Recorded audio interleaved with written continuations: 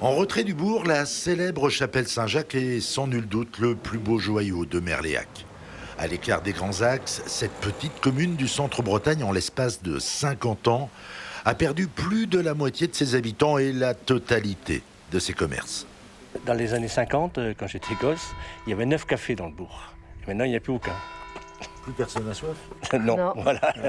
Le rideau de fer de la dernière épicerie est tombé définitivement voilà un peu plus d'1 an.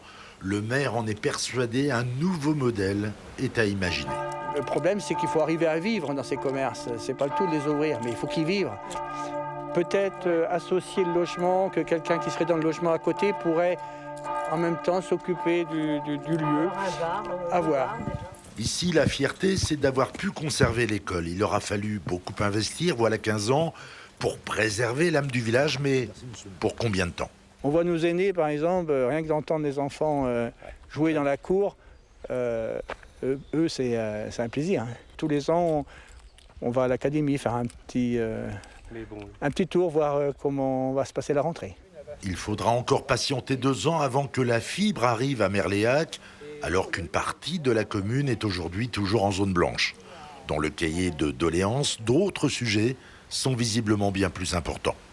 C'est plus les services, en fait. Bon, les médecins, à Uzel, il n'y a plus de médecins. Il y a un médecin qui est arrivé au Quilio à côté.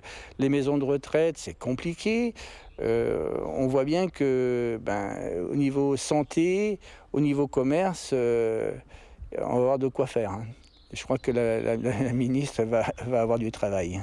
Merléac prévoit de poursuivre l'aménagement du bourg pour rester attractif. Ici, plus qu'ailleurs, les élus ont appris à faire bien avec bien peu.